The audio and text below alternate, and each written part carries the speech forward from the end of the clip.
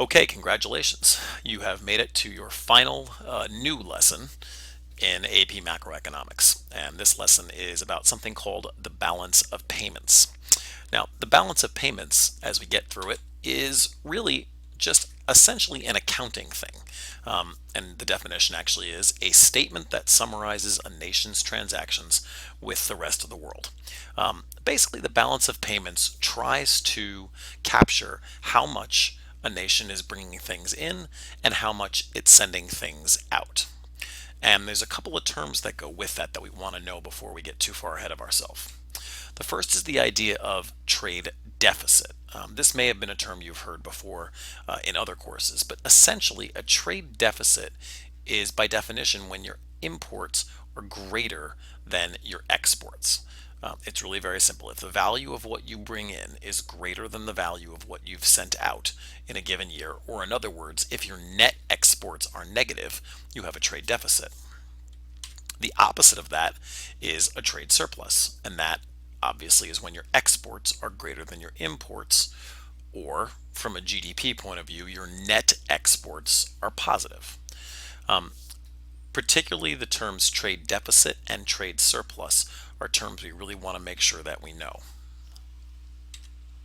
Okay, now, one of the things that we find about the balance payments account is that it's divided into two separate accounts. Um, One is called the current account, and the other has traditionally been called the capital account, though in recent years we've started calling it the financial account. When you add those two things together, you end up getting the total balance of payments account. What we're going to do now is we're going to look at what both of these accounts really mean. What is the current account and what is the capital account, and how do they come together to make the balance of payment account? Let's start with some basics. What is the current account? The current account is the account that keeps track of everything, every transaction that has to do with goods and services being traded between nations. So anytime that a good or a service is traded between two nations, that goes into the current account.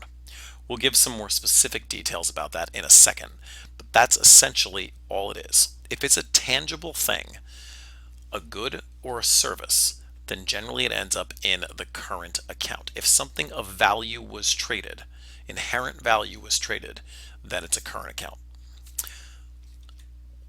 The other thing is what's called the capital account. Now, the capital account includes everything, all transactions involving finances, financial assets, and something else we're going to get to in a minute called foreign direct investment. Capital accounts, again, and capital, that's a term we've used a lot this year, meaning things that make production easier. In this one instance, and one of the reasons we've changed it to financial account is we want to make sure that it's clear we're talking about money here. The capital account includes everything involving essentially money moving back and forth, financial assets. And again, we're going to do some more detailed examples of that in just a second. So to do that, let's start with the current account. What is included in the current account exactly? Well, again, it's any good or service that changes hands between two countries. So that might be, for example, a bottle of wine. A wine that comes from France to the United States is going to get recorded in the current account. One that's maybe pretty obvious, but maybe not so, tourism.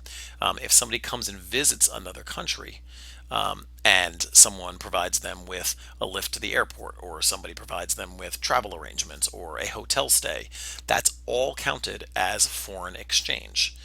It's a service. You might not be able to pick up the thing, but it definitely counts as a service, as a tangible thing of value.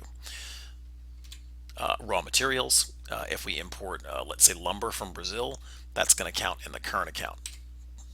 And t-shirts from overseas, if we went to Taiwan and purchased a bunch of t-shirts and brought them back to the United States, that would all be in the current account. One that kind of we forget about too would be salaries. If someone is working for a foreign nation and that foreign nation is compensating them, then if an American, for example, was working for a Japanese firm and the Japanese firm was sending money back to the United States in the form of their salary, again, that's a tangible thing. That person has provided a service to that company essentially, and so we want to count that too. They have tended not to make this a real complicated question on the free responses. They try to keep it simple. Things like, for example, last year's question I think was about chocolate. Generally, they've tried to make the point if it's a tangible thing that has value, it's going to go into the current account. So what does that leave for the capital account? Well, the capital account, again, remember the main idea was that it was two things. The first thing was financial assets, things like stocks, things like bonds, things like loans, things that themselves don't actually have value, but there's clearly money associated with them and the money changing hands back and forth we want to account for. So stocks, bonds, loans, all these financial assets we've learned about this year, they count in the capital account. Now, there is one other thing we mentioned, this thing called foreign direct investment. That also counts in the capital account. And here's what that is. Foreign direct investment is when a foreign person buys or expands a business in another nation. So, for example, if Nissan, a Japanese company, came in today and bought a plant in Kentucky to build Nissan cars, that would be an example of foreign direct investment. Now, yes, they're buying something tangible of value, but really what they're doing is putting large amounts of capital, large amounts of money into that other country without really changing the company. They're essentially buying or putting money into that company. So anytime that someone buys a business or expands a business from another nation into, let's say, the United States, that would be an example of foreign direct investment on the part of the other country. They have not yet asked a question about foreign direct investment on a free response, but I suspect it's coming eventually since they've mentioned it a few times and it hasn't shown up yet. So again, what's included in the capital account? Anything that changes hands that's a financial asset. That itself, the thing doesn't have value, but it certainly represents value. Okay, now just quickly, we want to note how things change in the balance of payments account.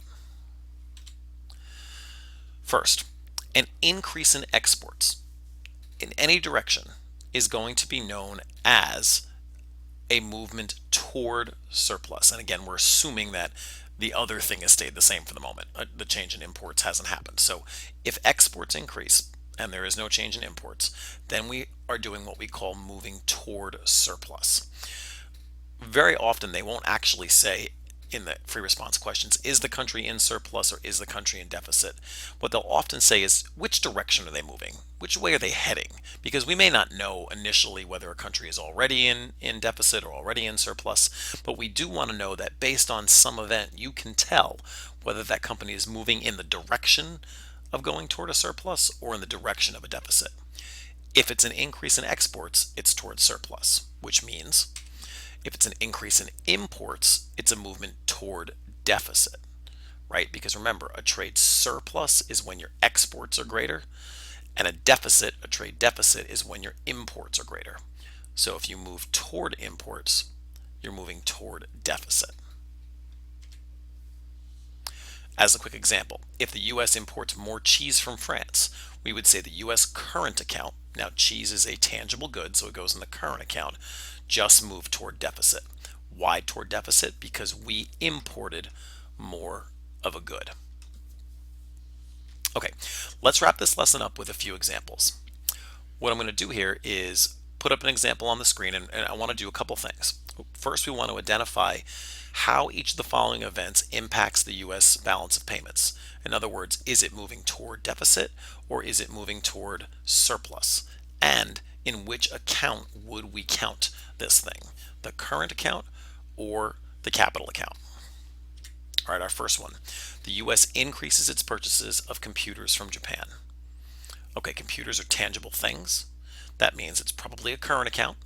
And since the US is purchasing it from Japan, the US is importing, and so it would be a current account movement toward deficit. Makes sense. All right, France buys US government bonds. All right, now bonds are financial assets. They don't have value in and of themselves, but they are worth something on paper. So that must mean it's a financial or capital account transaction. And since France is buying from the US, that means the US is moving toward surplus. The capital account is moving toward surplus. Okay, a British investor buys an American steel factory. Now that sounds an awful lot like foreign direct investment. A British investor is buying a big chunk of a American company, and that we would therefore count as capital. And because money is coming into America, we're going to move it into the surplus account. And one more. A Canadian tourist buys goods while visiting the US. Okay, that's a service. Canadians are buying US goods, so that's going to be in the current account. And since money is coming into the US, we're going to put that into the surplus, towards surplus. Let's wrap this up by having you try a few examples. What I'm going to do is I'm going to put an example on the screen. Again, using the same directions as before, we're going to assume we're talking about the United States, balance of payments. And what I'd like you to do is in each example, tell me which account, the capital or current account, the transaction would count in, and whether we're moving toward deficit or surplus. What I would suggest is that after each question is displayed, that you stop the recording, try the answer yourself, and then hit play to check your answer. Here we go. The first one. A U.S. investor buys French bonds. Stop the video and try this out. Okay, since we're buying bonds, we're buying financial assets, so we're talking about the capital account. And since the money is flowing out of the US, that must mean we're moving toward deficit. And that's what I have up for the answer. Okay, here's another choice, or another example. The US increases its consumption of Canadian oil. Again, stop the video and give this a shot. Okay, oil is a tangible good, so we're talking about the current account. And since money again is going from the US to Canada to buy this oil, that means we are talking about a current account deficit. Current account deficit. All right. A US firm provides consulting services to a Brazilian company. Again, stop the video and try this one out. Okay, this might be a little confusing because you might think consulting services, there's nothing we can really touch, so it's in the capital account. But no, it's really in the current account. It's a service, right? It's something that has value. That consulting, the knowledge they're giving the Brazilian company has value. So this is going to count in the current account. And since the money is coming into the US from the Brazilian company, that means that we should count that as a surplus. So this would be a US current account movement toward surplus. Okay, that concludes our lesson and actually includes all of our lessons. I hope you've gotten a lot out of this course. Please complete the worksheets and then move on, or excuse me, the free response questions, and then move on to your last quiz before preparation for your final exam.